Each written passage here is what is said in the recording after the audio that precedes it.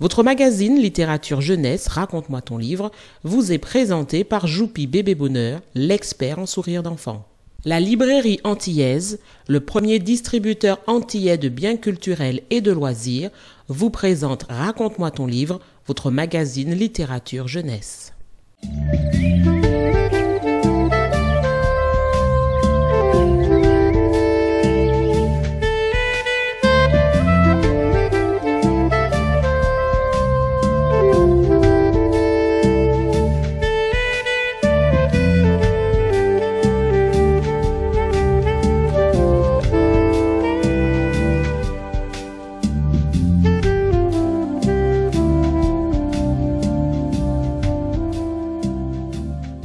Bonjour à tous et bienvenue dans votre magazine littéraire jeunesse Raconte-moi ton livre.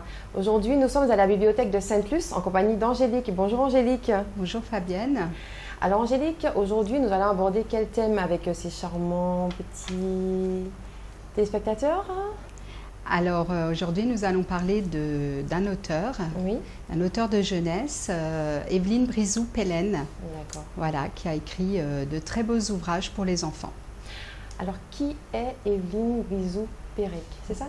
Pellène. Pellène. Qui voilà. est Évelyne Brizou-Pellène?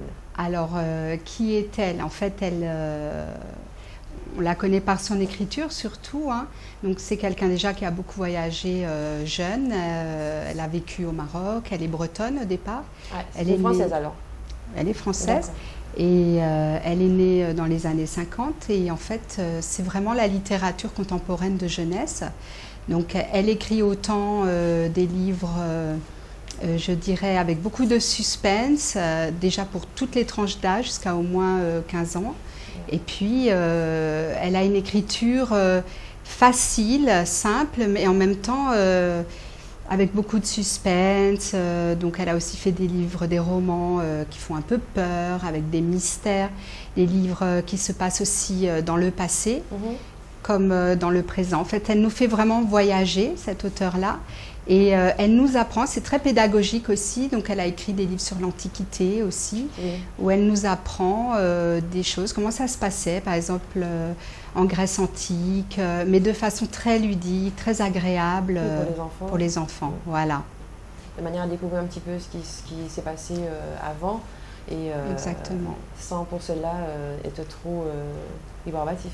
Tout à fait, c'est une bonne façon d'entrer dans le monde, dans des mondes qu'on ne connaît pas du passé. Tout à fait. Et pourquoi ce choix aujourd'hui donc Bien, je pense que c'est... Enfin, on a déjà parlé d'éditeurs à la bibliothèque, notamment des éditions Rajo. Donc là, c'était un petit peu l'envie de mettre la lumière sur plutôt des auteurs. Voilà. Et vous avez une demande assez importante donc de jeunes lecteurs de cette tranche d'âge-là, par exemple sur les romans jeunesse? Tout à fait. Les lecteurs aiment beaucoup découvrir de nouvelles collections. Ils sont beaucoup sur les séries, les collections. C'est aussi à nous, en tant que bibliothécaires, de leur montrer qu'il existe des écritures qui sont intéressantes pour eux, pas seulement toujours des séries, des thèmes qu'ils aiment, et d'essayer de leur ouvrir aussi, d'ouvrir d'autres champs pour eux d'intérêt. Et par exemple, de leur montrer qu'il y a des écrivains qui sont très bons en romans policiers, mais qui peuvent aussi écrire d'autres choses. Et voilà, donc nous on est là pour leur apprendre aussi à lire un peu de tout, parce que c'est ça aussi, la culture.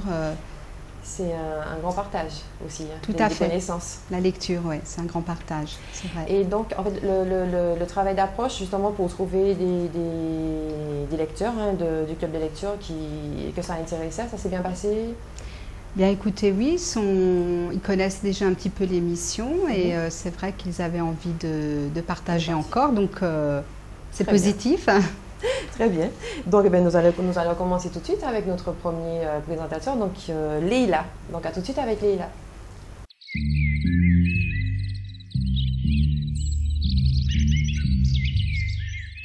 Voilà, bonjour Leïla. Bonjour. Quel âge as-tu, Leïla? J'ai 13 ans. Et en quelle classe es-tu? En 4e. Et dans quel collège? Je suis au collège de Sainte-Luce. Très bien. Et là, quel livre vas-tu nous raconter aujourd'hui? Aujourd'hui, je vais vous parler du livre L'héritier du désert. D'accord. C'est un ouvrage de Evelyne Guizou-Pelen. Oui. Et dans ce livre, on vous raconte l'histoire d'un jeune garçon qui s'appelle Ousmane. Il a 15 ans et il rêvait depuis longtemps d'un voyage dans le désert. Et il a été accompagné par son père. D'accord. Et pendant Ils sont ce partis tous les deux. voyage, voilà, oui.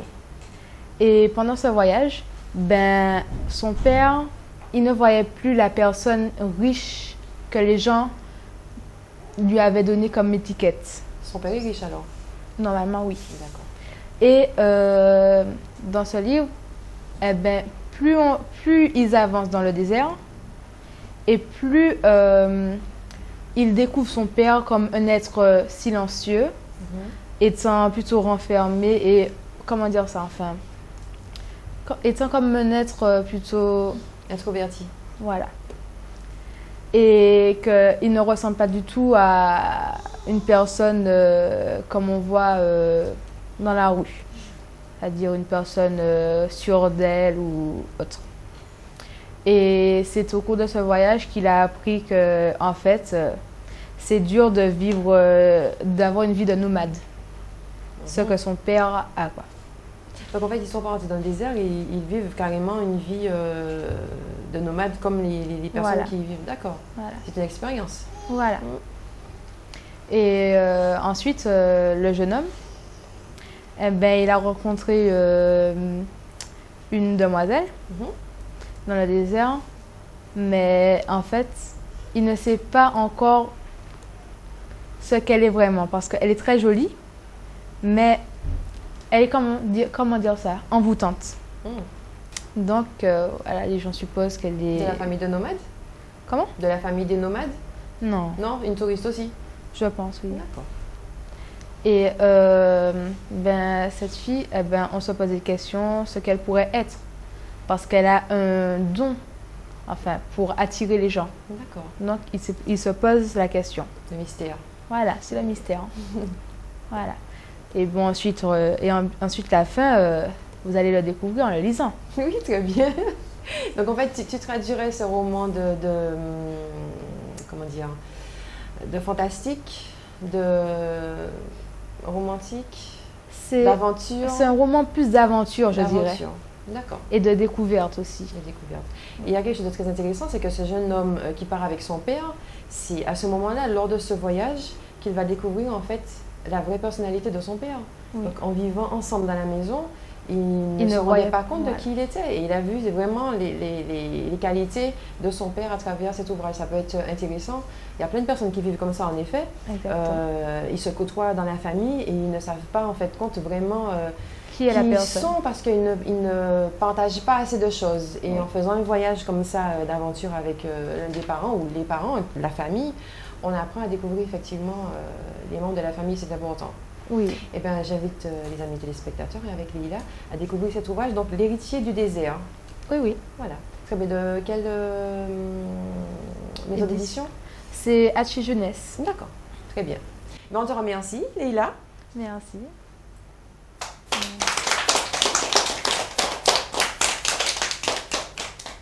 Voilà. Voilà, donc à tout de suite maintenant avec Léona. À tout de suite.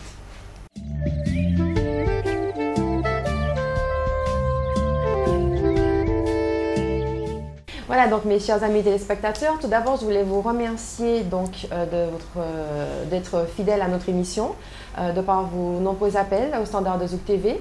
Et donc là nous allons procéder au jeu numéro 1.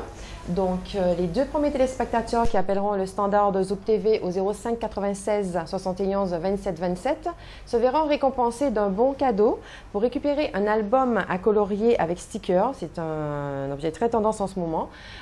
Donc en appelant au 05 96 71 27 27, vous laissez vos noms et prénoms et vous obtiendrez donc vos bons cadeaux à récupérer chez Joupi.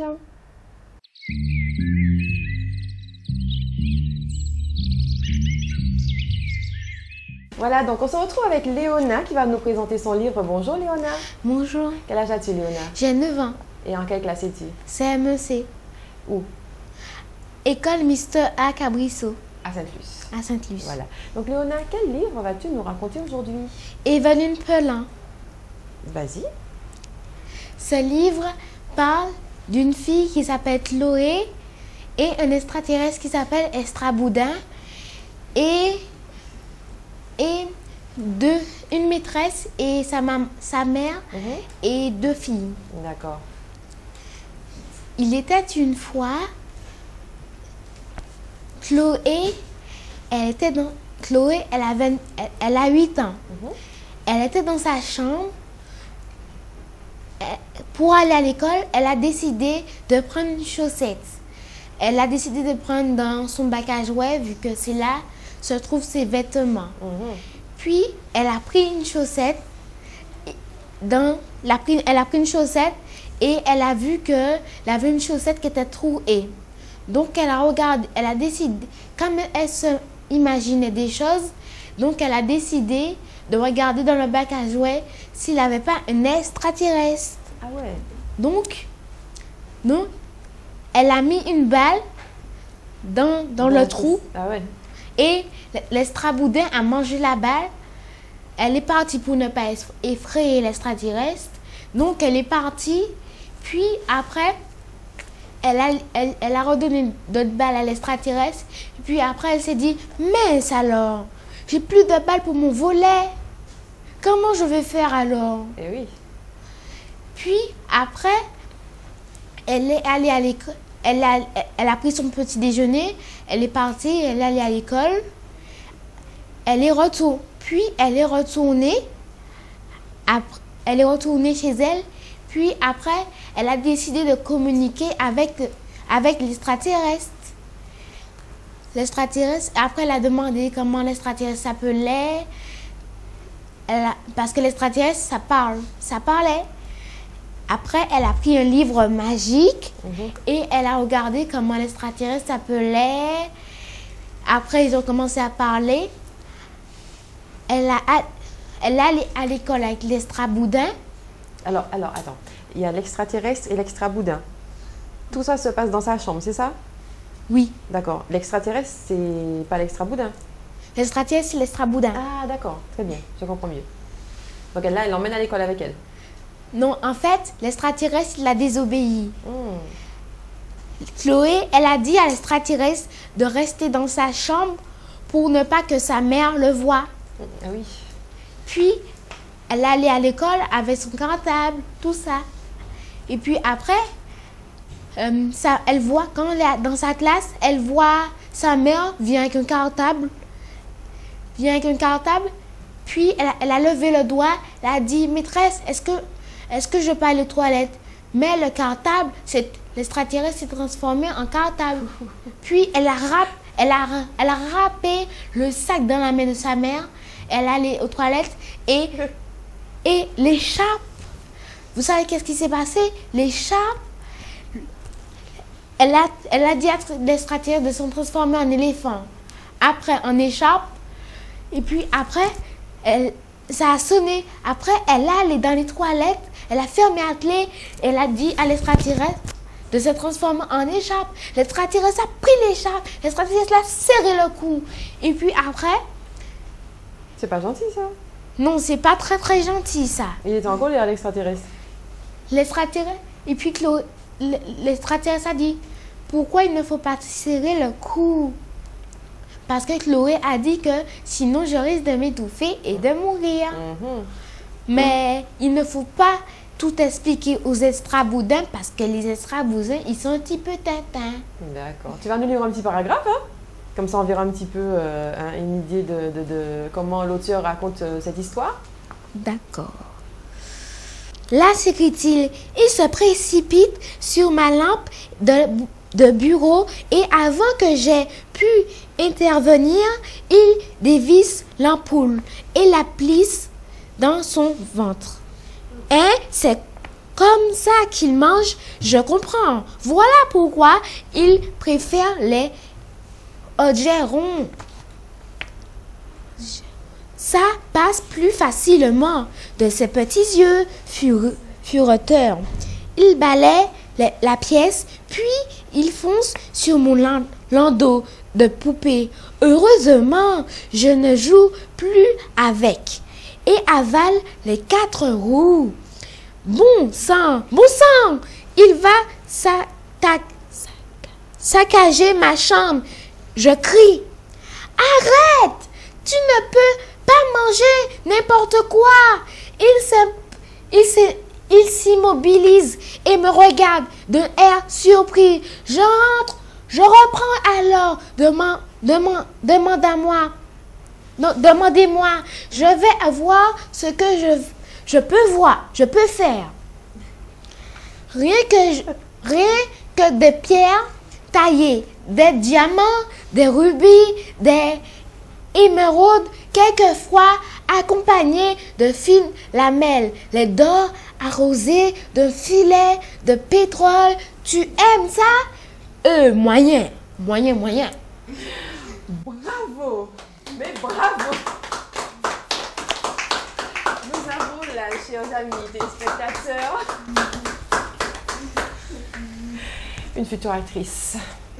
C'est clair. Bravo Léona, merci pour ta présentation, c'était magnifique. Au revoir.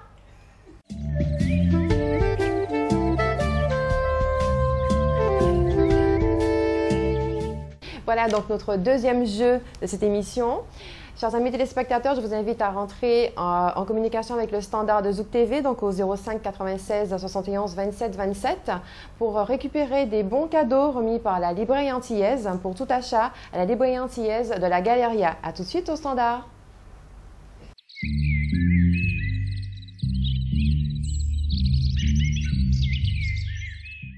Voilà, donc on se retrouve avec Marie-Amélie. Bonjour Marie-Amélie. Bonjour, Quel âge as-tu? j'ai 8 ans. Et en quelle classe es-tu? Je suis en CE2B Oui. Dans quelle école? dans l'école de Sainte-Luce, mixte A Saint-Cabrisseau. Très bien. Alors Marie-Amélie, quel livre vas-tu nous raconter aujourd'hui? Je vais vous raconter les 3 souhaits de Quentin. Oui, bon vas-y, on t'écoute. En fait, au début, Quentin, il était dans la forêt. Quentin, c'est un prince. Et il était allé dans la forêt. Et après, il a rencontré une fée.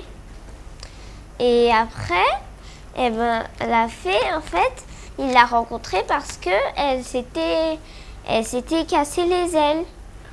Et après, Quentin, le petit garçon, il lui a dit, je vais te réparer les ailes avec du ruban adhésif, mais en échange, tu dois me donner 3 souhaits.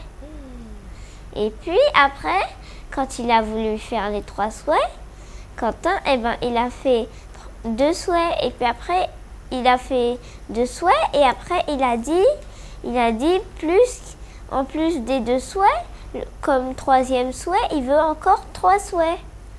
Et puis après, ça a commencé comme ça.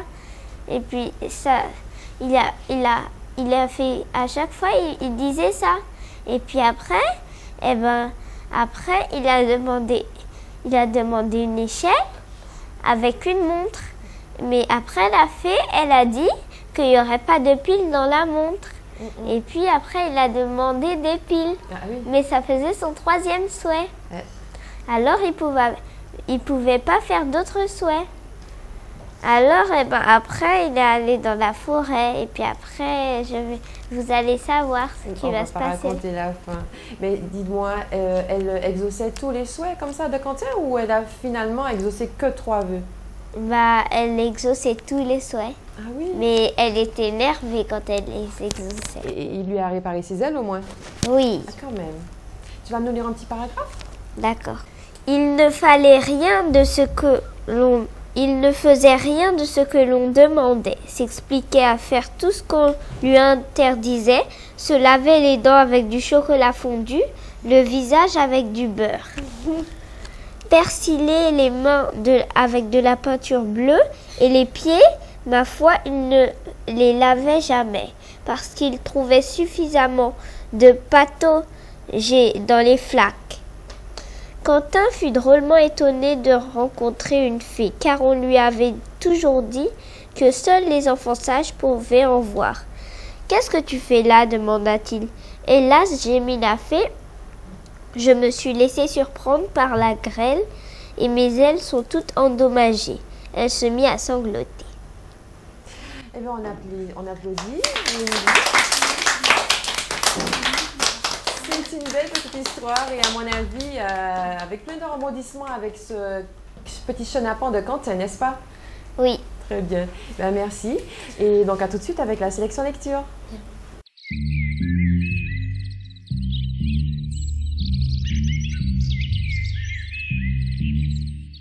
Voilà, donc notre sélection du jour concerne l'auteure Evelyne Brizot-Pellène que je vous présente en 2 mots. Evelyne Brizot-Pellène est née en Bretagne en 1947. Dans sa jeunesse, elle a vécu au Maroc, puis à Rennes et à Vannes. Elle a écrit son premier texte en 1977 et n'a jamais arrêté depuis. Elle a publié de très nombreux romans chez beaucoup d'éditeurs, Gallimard, Hachette, Rajo, Nathan, Bayard, Milan, Flammarion, Casterman, Pocket, etc. Si elle les situe parfois dans le monde d'aujourd'hui ou plonge dans le merveilleux, le fantastique ou la science-fiction, elle aime surtout faire voyager ses lecteurs dans le temps et l'espace. Avec elle, on aborde sur les rives du passé, de l'Antiquité, du XXe siècle, de la Bretagne aux Antilles en passant par l'Asie. Donc la première sélection, donc 2 graines de cacao. Donc Bretagne, 1819. Julien, 10 ans, découvre par hasard qu'il a été adopté. Bouleversé par cette révélation, il s'enfuit de son collège en n'emportant que son violon et s'embarque sur un navire en partance pour les Antilles à la recherche de sa véritable identité.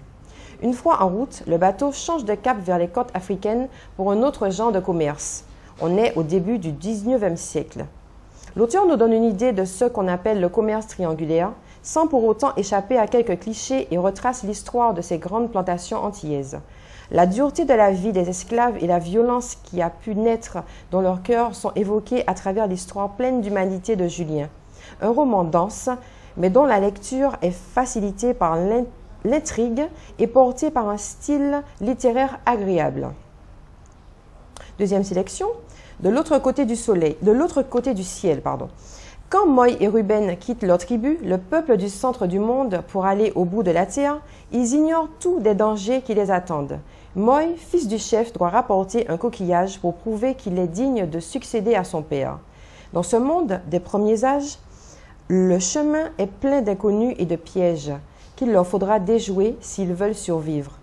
Chemin faisant, il rencontre un membre du peuple de l'ours qui va aussi au bout de la terre où il espère trouver le Dieu responsable des malheurs de son clan.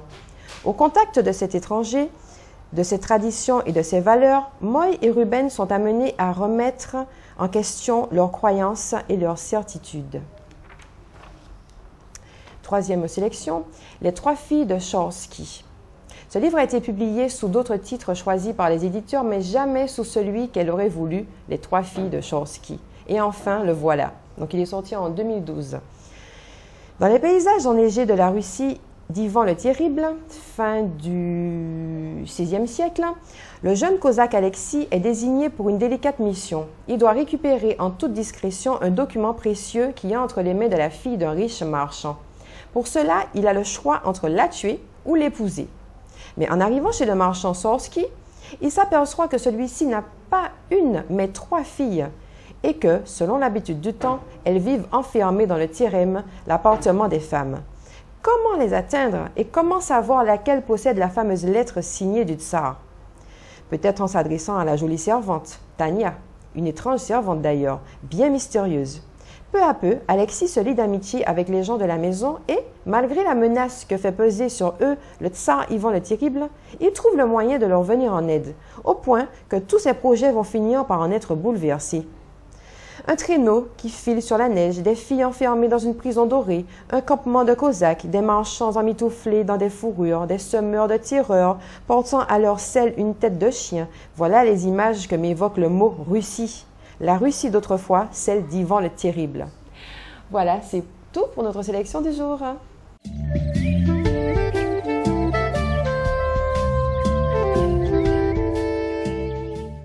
Et bien voilà, ma chère Angélique, nous arrivons au terme de notre émission. Que penses-tu de cette petite présentation de tes petits favoris? Bien, écoute Fabienne, je pense qu'on a vu un petit peu l'étendue du talent d'Evelyne Brizou-Pellen. Oui. Il n'a pas toujours été facile à dire comme nom. Et voilà, donc en fait c'est vraiment agréable. Je crois qu'ils nous l'ont fait un petit peu partager. C'est agréable de lire des livres d'Evelyne. Et c'est ça aussi la lecture, hein, c'est ce partage. J'ai bien aimé quand ils ont lu les livres, parce que c'est là qu'on ne peut pas mentir. Là, on voit vraiment que ça leur a plu. Tout à fait. Ils Voilà. racontent ça avec tant de naturel. Tout à fait. Ils ont vraiment vécu l'histoire et on le ressent. As-tu un message à faire passer à nos amis téléspectateurs concernant la bibliothèque Bien, écoutez, toujours, hein, la bibliothèque, aujourd'hui nous avons un portail. Donc, d'aller voir sur Bibliothèque de Sainte-Luce. Hein, nous avons un portail, nous pouvons accéder ainsi à tout ce que nous faisons, tous les événements culturels et voir aussi les nouveautés. Voilà. Donc, je vous encourage à venir découvrir notre activité. Les internautes, ils tapent quoi alors pour le portail? Alors, en fait, c'est Bibliothèque de Sainte-Luce. Espace Sud, voilà. Donc, Bibliothèque de Sainte-Luce, ouais. Espace Sud. Tout à fait. D'accord, très bien. Voilà. Donc, mes chers amis téléspectateurs, notre émission touche à sa fin. Merci Angélique. Merci à mon petit public. On s'applaudit enfin une dernière fois. Je vous dis donc à bientôt dans votre magazine littéraire jeunesse Raconte-moi ton livre sur votre chaîne préférée, Zouk TV. Ciao, ciao.